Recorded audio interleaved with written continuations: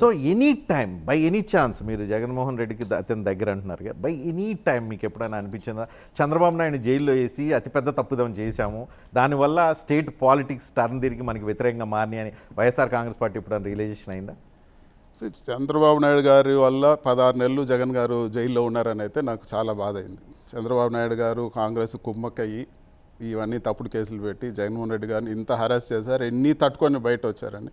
చంద్రబాబు నాయుడు గారు 50 రోజులు ఉండేదానికే అంత సీన్ చేశారు. మళ్ళీ ఈయన 16 నెలలు చిన్న వయసులో పిల్లలను వదిలేసి ఇన్ని ఇబ్బందులు పడి ఇంత గట్టిగా నిలబడుకొని బయట వచ్చినాడంటే దాన్ని కూడా మనం క్వశ్చన్ చేయాలి. ఆ 16 నెలల జైలు జీవితం జగన్ అనుభవించారు కాబట్టి 2 నెలల జైలు జీవితాన్ని చంద్రబాబు నాయుడుకి రుచి చూపించారా? 16 నెలలు జైల్లో ఉన్నారు, సాక్ష్యాలు ఏమున్నాయి? అసలు ఎక్కడన్నా ఉందా? ఇక్కడ కేసు ఎవరు పెట్టారు? 50 రోజులు చంద్రబాబు నాయుడు జైల్లో పెడితే సాక్ష్యాలు ఎక్కడ ఉన్నాయి? కోర్టు కొట్టేసింది మొత్తం. ఇది యూనివర్స్ అండి. ఆయన తప్పులు చేయడం వల్ల ఆయన జైలుకి వెళ్ళారు, వేరే విధంగా వెళ్ళారు.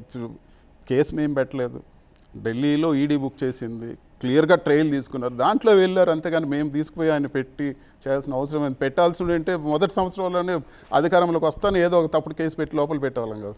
సో మీరు రీసెంట్గా మీకు పార్లమెంట్లో 11వ నెంబర్ గది ఇచ్చారంట, ఆ 11 సెంటిమెంట్ మిమ్మల్ని వేధిస్తుందా, అది గది వద్దని చెప్పి మార్పించుకున్నారంట, నిజమే? అసలు ఇది ఒక చెత్త న్యూస్.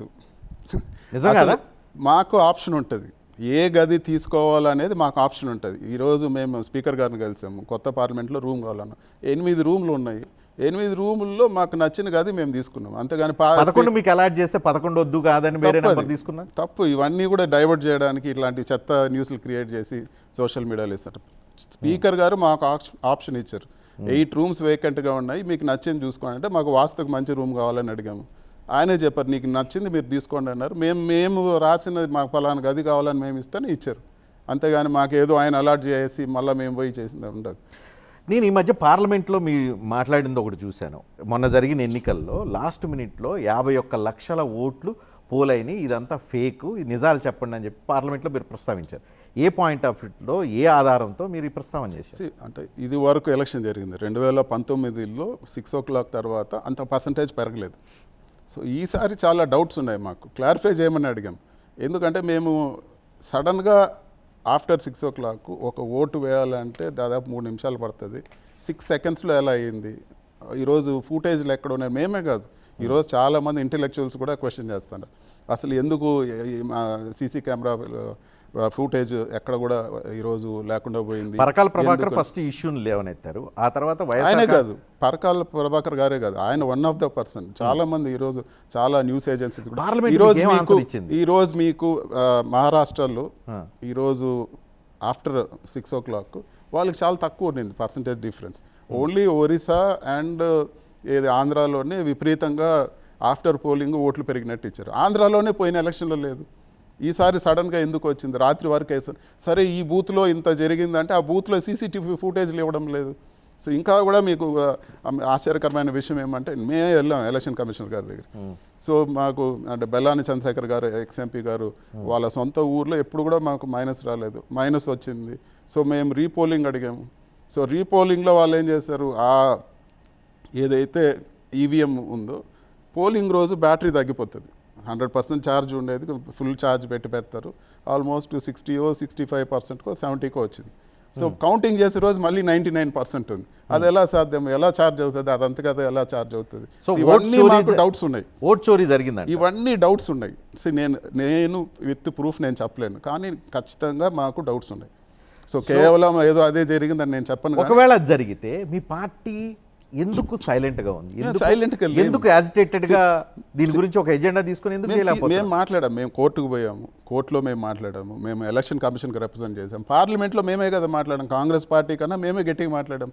అసలు ఈవీఎంలే ఉండకూడదు, మేము పేపర్ బ్యాలెట్ పోవాలని చెప్పి మేము ఓపెన్గా మేము మాట్లాడాం. మీకు 151 సీట్లు వచ్చినప్పుడేమో మాత్రం జెన్యూన్గా వచ్చినాయి, మొన్న మాత్రం ఫేక్ వచ్చినాయి. ఆ రోజు కంప్లైంట్స్ ఏమున్నాయి? ఇలాంటి కంప్లైంట్స్ ఆ రోజు 6 o'clock తర్వాత ఇంత పర్సంటేజ్ పెరగలేదు.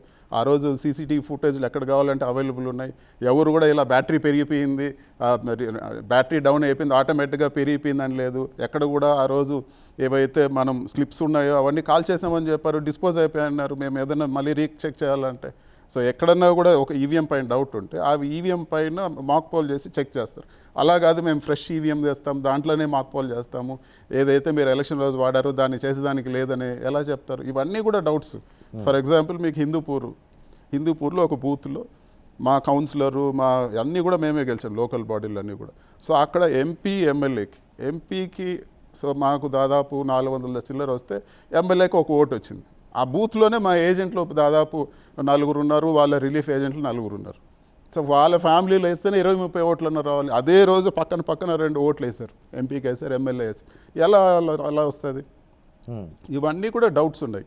మాకే కాదు, చాలామంది ఇంటలెక్చువల్స్ కూడా డౌట్ రేజ్ చేశారు. సో ఎన్డీఏ ప్రభుత్వానికి వ్యతిరేకంగా గట్టిగా నిలబడి ఫైట్ చేసి దీనితో కలబడి దీన్ని సొల్యూషన్ తెచ్చుకోగలిగిన మాట్లాడాం కదా ఇప్పుడు మేము పార్లమెంట్లో మాట్లాడుంటే మా పార్టీ స్టాండ్ మేము మాట్లాడాం. మాకన్నా ఓకల్గా ఎవరు గట్టిగా అడిగారు? కాంగ్రెస్ పార్టీ కూడా ఈవీఎంల గురించి ఎత్తలేదు. మేము వేరే దేశాల్లో అడ్వాన్స్డ్ నేషన్స్ అందరూ కూడా ఈవీఎంలు వదిలేసి పోస్టల్ బ్యాలెట్కి అంటే బ్యాలెట్ పేపర్ వెళ్తున్నారు. సో మీరు కూడా అలా ఎందుకు వెళ్ళకూడదు? ఈరోజు హ్యాక్ చేసే అవకాశాలు ఉండి ఇన్ని దేశాల్లో హ్యాక్ చేశారని చెప్పి మేము లేవనెత్తాం. మేము ఏదో ఎన్డీఏకి వాళ్ళు కూర్చోలేని దాని గురించి ఇదంతా నేను ఎందుకు అంటున్నానంటే, నిజమేనా మీరు పార్లమెంటరీ పార్టీ నాయకులు మీరు సైలెంట్గా బీజేపీని ప్రేమిస్తుంటారు, బీజేపీ వాళ్ళు కూడా సైలెంట్గా మీ సపోర్ట్ని తీసుకుంటూ ఉంటారు అని అంటారు, నిజమేనా? ఇప్పుడు బీజేపీకి మోస్ట్ ఇంపార్టెంట్ బిల్లు వక్ఫ్ బోర్డ్ బిల్లు. మాకన్నా ఓకల్గా ఎవరు అపోజ్ చేశారు? మేము అపోజ్ చేసాం, గట్టిగా అపోజ్ చేసినాం. మీరే అంటున్నారు ఇప్పుడు పార్లమెంట్లో మాట్లాడారు ఈవీఎంస్కి వ్యతిరేకంగా అని. ఈరోజు కాంగ్రెస్ పార్టీ లైన్ కానీ లేకపోతే మిగతా అపోజిషన్ పార్టీ లైన్ మేము పిక్ చేసి మేము మాట్లాడాము.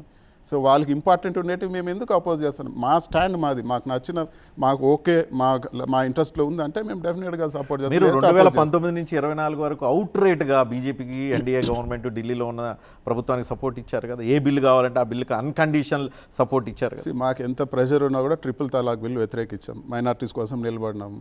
చాలా బిల్లులు మేము కూడా వ్యతిరేకించాము. మేము అలా ఏం వన్ సైడ్గా వాళ్ళకి చేసింది ఏం లేదు.